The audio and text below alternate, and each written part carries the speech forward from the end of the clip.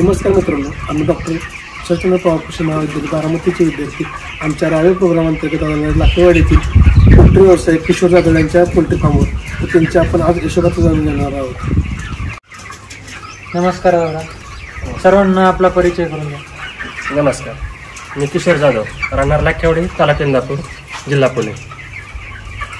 दादा, आपण poultry farming व्यवसायाला कधीपासून सुरुवात केली? एक 5 ते 6 वर्ष झाली. हाच व्यवसाय का निवडला?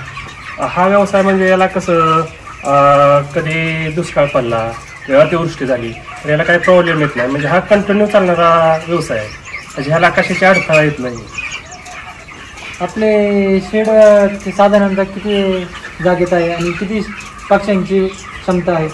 शेड असं 30 फूट आहे आणि आपलं 350 आणि पक्षी क्षमता जवळजवळ एक 5600 पक्षी आहेत आता सध्या शेडमध्ये. सरकारकडून पोल्ट्रीसाठी कोणकोणत्या योजना आहे? सरकारकडून पोल्ट्रीकडून एक सबसिडी भेटते 30%. तर आपला खर्च जर असेल एक 10 लाखाच्या आसपास झाला तर त्याच्यानुसार 30% सबसिडी देईल कंपनी. म्हणजे सरासरी सांगतो मला.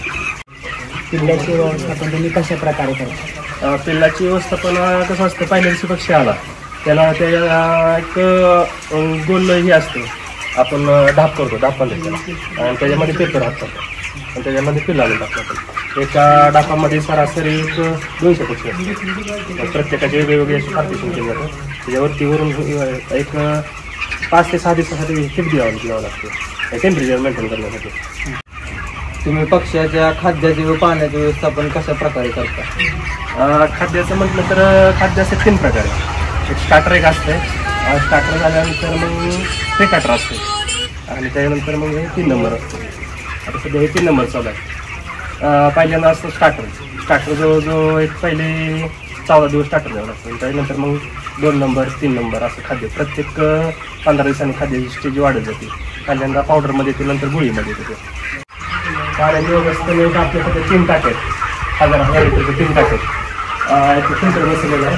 फिल्टरमधून पाणी होऊन पक्ष्यांना जातं. पक्षी पाणी पिताना यायला नाही, चोच मारले ना त्याच्यामुळे ऑटोमॅटिक पाणी होतं. जशी चोच मारेल तसं पाणी येतं.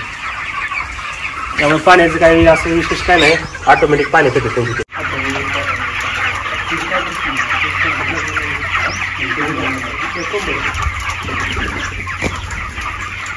तसेच तुम्ही कोंबडी वेस्टेजचे व्यवस्थापन कसे करता? हे वेस्टेज म्हणजे याच्यात साड टाकलेले असते आपण काढून लहान पक्षी असताना. कसं करतो आपण, याला गोण्या भरतो, एक 30-35 किलोच्या गोण्या भरतो. सरासरी एक 150 रुपये मार्केटला सेल करतो. म्हणजे थोडक्यात शेतीसाठी एक वरदानच आहे. तर आपण रोगांपासून संरक्षण करण्यासाठी आपण कोणत्या उपाययोजना करतो? रोगापासून संरक्षण करण्यासाठी काहींना 6 दिवसासाठी एक वॅक्सिन असते. त्यानंतर 16व्या दिवशी एक वॅक्सिन असते. वॅक्सिन झाल्यानंतर 1 महिन्यानंतर मग याला लसीकरण असते, इंजेक्शन असते. बाकीचं काय नाही. मग ती काय जसं जसं आपल्याला वाटेल बाबा शेरडी आली किंवा सर्दी आली त्याच्यावरती आपण जसं रोग येईल तसं आपण त्याचे उपचार करतो. आणि हे 3 तर डोस महत्त्वाचं असतं त्याच्यावर मर्क ऑटोमॅटिक झालं. आपण पक्षी म्हणजे कंपनीकडनं रेफर करतो का स्वतः रेफर करतो? हा, हे कंपनीकडून सगळं कंपनीचं असतं. पक्षी आणण्यापासून खाद्यापासून सगळं कंपनी खर्च करते आपला. हे प्रीमियम कंपनीचं पक्षी आहे. काय असेल ते सगळी कंपनी खर्च करते. फक्त आपलं खाद्य व्यवस्थापन आणि पाणी व्यवस्थापन आपल्याकडे असतं. बाकी सगळं कंपनी खर्च करते. मेडिसिन वगैरे सगळं कंपनी करते. तुम्हाला हे शेड करण्यासाठी किती खर्च आला? मला हे शेड पूर्ण बनवण्यासाठी एक 15 ते 16 लाख रुपये गेले टोटल सगळं कंपनी? नाही, सगळं स्वतः कंपनीचं ह्याच्यात रुपया नसतो. कंपनीचा फक्त खर्च असतो पक्षी खाद्य एवढंच, बाकीचं काय नाही. सगळा वैयक्तिक खर्च असतो. म्हणजे हे भांडे हे सगळं आपल्या मालकीचं आहे. दादा, तुम्हाला खर्च वजा करून म्हणजे प्रॉफिट किती मिळतं प्रत्येक म्हणजे लॉट मागे? कसं असतं, आता खर्च म्हणजे कंपनी सगळा टोटल खर्च, पक्षी आणणे, वॅक्सिन वगैरे सगळे कंपनी खर्च करते. तरी कसं असतं, तरी आम्हाला पक्षी आल्यापासून 2 महिन्यामध्ये पक्षी जातो, 45 दिवसात पक्षी जातो. सरासरी एका लॉट माग 1.5 लाख 1,60,000 रुपये राहतात आपल्याला. हां. आणि तुम्ही नवीन उद्योजकांना काय सल्ला देऊ शकाल? नाही, नवीन उद्योजकांसाठी कसं आहे, पोल्ट्री हा कधी न मरणारा व्यवसाय आहे. हां. म्हणजे कंटिन्यू जर 2 महिन्याला तो बॅच येत राहते, जर 2 महिन्याला ते जाते.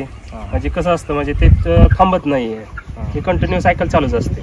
त्यामुळं नवीन मुलांनी हा व्यवसाय चालू करणं म्हणजे मी सजेशन करतो. धन्यवाद दादा. थँक्यू.